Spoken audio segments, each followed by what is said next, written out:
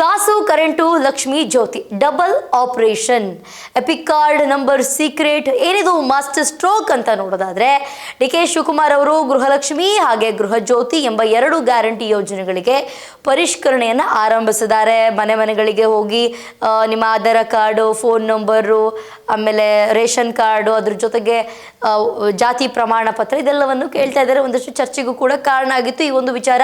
ಏನು ಜಾತಿ ನೋಡಿ ಕರೆಂಟ್ ಕೊಡ್ತೀರಾ ನೀವು, ಈ ಜಾತಿಯವರಾಗಿದ್ದರೆ ಮಾತ್ರ ಫ್ರೀ ಕರೆಂಟ, ನೀವು ಈ ಜಾತಿಯವರು ಆದ್ರೆ ಏನು ಕರೆಂಟ್ ಕೊಡಲ್ವ, ನೀವು ನಿಮಗೆ ಯಾಕೆ ಜಾತಿ ಪ್ರಮಾಣ ಪತ್ರ ಬೇಕು ಅಂತ ಚರ್ಚೆ ಆಗಿತ್ತು. ಅದಕ್ಕೆ ಉತ್ತರವಾಗಿ ಯಾಕೆ ಸ್ಕೂಲು ಕಾಲೇಜ್ಗಳಲ್ಲಿ ಕೇಳೋದಿಲ್ವಾ, ಸ್ಕೂಲು ಕಾಲೇಜಲ್ಲಿ ಜಾತಿ ಪ್ರಮಾಣ ಪತ್ರ ಕೇಳೋಲ್ವಾ, ಅಲ್ಲಿ ಕೊಡ್ತೀರಾ ನೀವು, ಇಲ್ಲೇನು ಸಮಸ್ಯೆ ಏನಿಲ್ಲ, ನಿಮ್ಮ ಜಾತಿ ಅಂದರೆ ಜಾತಿ ಪ್ರಮಾಣ ಪತ್ರವನ್ನು ನೋಡಿ ಏನು ಕರೆಂಟ್ ಕೊಡೋದಾಗಿರ್ಬಹುದು ಅಥವಾ ಅನ್ನವನ್ನು ಅಕ್ಕಿ ಕೊಡುವಂಥದ್ದಾಗಿರಬಹುದು, ಅದು ಯಾವುದೂ ಕೂಡ ಇಲ್ಲ.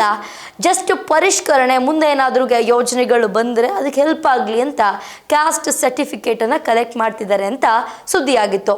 ಈ ಒಂದು ಡಬಲ್ ಆಪರೇಷನ್ ಮೂಲಕ ಅನರ್ಹನ ಯೋಜನೆಯಿಂದ ಹೊರಗಿಡುವಂತಹ ಕಾರ್ಯ ಶುರುವಾಗಿದೆ. ಈ ಡಬಲ್ ಯೋಜನೆ ಏನಿದೆ ಇದರಲ್ಲಿ ಯಾರು ಅರ್ಹರಿದ್ದಾರೆ ಅಂದರೆ ಅವರಿಗೆ ತಿನ್ನಕ್ಕೆ ಮಲ್ಗಕ್ಕೆ ಎಲ್ಲದಕ್ಕೂ ಕೂಡ ನೀಟಾಗಿರುವಂತಹ ವ್ಯವಸ್ಥೆ ಯಾರಿಗೆಲ್ಲ ಇದೆ ಅವರು ಅರ್ಹರು. ಆ ಅರ್ಹರನ್ನು ಹೊರಗಡೆ ಇಟ್ಟು ಅನರ್ಹರಿಗೆ ಅಂದರೆ ಯಾರಿಗೆ ಪಾಪ ತುಂಬ ಕಷ್ಟ ಇದೆ, ಬಡವರು, ಲೋ ಪಾವರ್ಟಿ ಲೈನ್ ಅಂತ ಏನಂತಾರೋ ಅವರಿಗೆ ಈ ಒಂದು ಯೋಜನೆಯನ್ನು ಮಾತ್ರ ಕೊಡಬೇಕು ಅಂತ ಒಂದು ಕಾರ್ಯ ಶುರುವಾಗಿದೆ.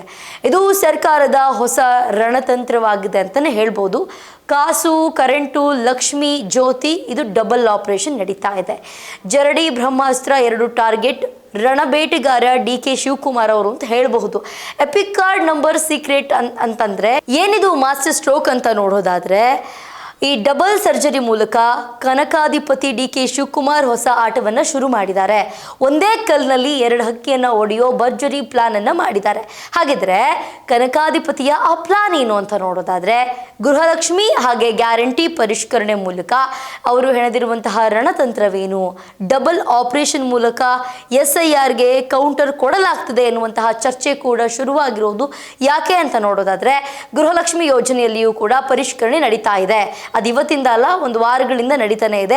ಅರ್ಹರನ್ನ ಹುಡುಕಿ ಅವರನ್ನ ಯೋಜನೆಯಿಂದ, ಅನರ್ಹರನ್ನ ಹುಡುಕಿ ಅವರನ್ನ ಯೋಜನೆಯಿಂದ ಹೊರಗಿಡಬೇಕು ಕಾರ್ಯ ಶುರುವಾಗಿದೆ. ಅಂದರೆ ಅವ್ರನ್ನ ಹೊರಗಡೆ ಇಡುವಂತಹ ಕಾರ್ಯ ಏನಿದೆ ಅದು ಶುರುವಾಗಿದೆ.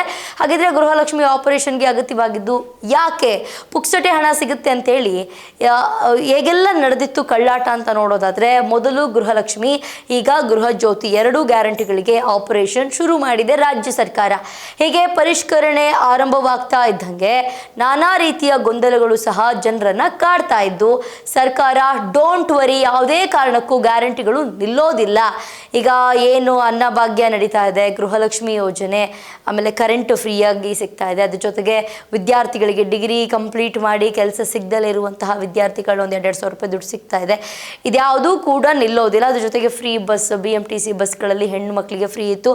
ಅದ್ರ ಜೊತೆಗೆ ಈಗ ಗಂಡು ಮಕ್ಕಳು ಅಂದರೆ ಯಾರೆಲ್ಲ ಓದ್ತಾ ಇದ್ದಾರೆ, ಸ್ಕೂಲು ಕಾಲೇಜ್ಗಳಿಗೆ ಯಾರೆಲ್ಲ ಹೋಗ್ತಾ ಇದ್ದಾರೆ, ಗಂಡು ಮಕ್ಕಳಿಗೂ ಕೂಡ ID ಕಾರ್ಡ್ ಇದ್ದರೆ ಮುಗಿದು ಅವರಿಗೂ ಕೂಡ ಫ್ರೀಯಾಗಿ ಬಸ್ನಲ್ಲಿ ಓಡಾಡ್ಬೋದು. ಗಂಡು ಮಕ್ಕಳಿಗೂ ಕೂಡ ಅವಕಾಶವನ್ನು ಕಲ್ಪಿಸಿಕೊಟ್ಟಿದೆ ಸರ್ಕಾರ. ಇದೇ ಯಾವುದೂ ಕೂಡ ಹೋಗೋದಿಲ್ಲ. ಇದೆಲ್ಲನೂ ಕೂಡ ಗೃಹಲಕ್ಷ್ಮಿ ಆಗಿರಬಹುದು, ಗೃಹ ಜ್ಯೋತಿ ಆಗಿರಬಹುದು, ಏನೆಲ್ಲ ಗ್ಯಾರಂಟಿಗಳಿದೆ ಅದು ಯಾವುದೇ ಕಾರಣಕ್ಕೂ ನಿಲ್ಲೋದಿಲ್ಲ. ಇದೆಲ್ಲದೂ ಕೂಡ ಮುಂದುವರಿಯುತ್ತೆ. ಯಾರು ಕೂಡ ತಲೆ ಕೆಡಿಸ್ಕೊಳ್ಳೋದು ಬೇಡ, ಡೋಂಟ್ ವರಿ, ಯಾವುದೇ ಕಾರಣಕ್ಕೂ ಗ್ಯಾರಂಟಿಗಳು ನಿಲ್ಲಲ್ಲ ಅಂತ ಡಿ.ಕೆ. ಶಿವಕುಮಾರ್ ಅವರು ಹೇಳಿದ್ದಾರೆ. ನೋಡಬೇಕು, ಎಲ್ಲಿವರೆಗೂ ದುಡ್ಡು ಇರುತ್ತೋ ಅಲ್ಲಿವರೆಗೂ ಇದನ್ನೆಲ್ಲದನ್ನು ಮಾಡೋದಕ್ಕೆ ಸಾಧ್ಯ. ಈಗ ಗೌರ್ಮೆಂಟ್ ಜಾಬ್ ಬೇರೆ ಕರೆದಿದ್ದಾರೆ, ಕಾಲ್ ಆಗಿದೆ, ನೋಡಬೇಕು ಅವರು ಎಕ್ಸಾಮ್ ಬರೆದು ಪಾಸಾಗಿ ಅವ್ರನ್ನೆಲ್ಲರನ್ನು ಅಪಾಯಿಂಟ್ಮೆಂಟ್ ಮಾಡಿಕೊಂಡು ಅವರಿಗೂ ಕೂಡ ಸ್ಯಾಲ್ರಿ ಕೊಡಬೇಕು. ಇಲ್ಲೂ ಕೂಡ ಖರ್ಚು. ಮತ್ತು ಈಗ ಅರ್ಹರು ಅನರ್ಹರು ಅಂತ ಆಲ್ರೆಡಿ ಡಿವೈಡ್ ಮಾಡಿದ್ದಾರೆ. ಸ್ಟಾರ್ಟಿಂಗಲ್ಲಿ ನಿನಗೂ ಫ್ರೀ, ನಿಮ್ಮ ಮನೆಯವರಿಗೂ ಫ್ರೀ ಅಂತ ಹೇಳ್ತಾ ಇದ್ರು. ಈಗ ಅರ್ಹರು ಅನರ್ಹರು ಅಂತ ನೋಡ್ತಾ ಇದ್ದಾರೆ. ಆದರೆ ಸದ್ಯದ ಮಟ್ಟಿಗೆ ಯಾವುದೇ ಗ್ಯಾರಂಟಿಗಳು ನಿಲ್ಲೋದಿಲ್ಲ ಅಂತ ಡಿ.ಕೆ. ಶಿವಕುಮಾರ್ ಅವರು ಹೇಳಿದ್ದಾರೆ. ಇದಾಗಿತ್ತು ಇವತ್ತಿನ ವಿಶೇಷ. ನೋಡ್ತಾ ಇರಿ ಸ್ಪೀಡ್ ನ್ಯೂಸ್ ಕನ್ನಡ, ಸುದ್ದಿ ನಿಮ್ಮದು, ವೇಗ ನಮ್ಮದು.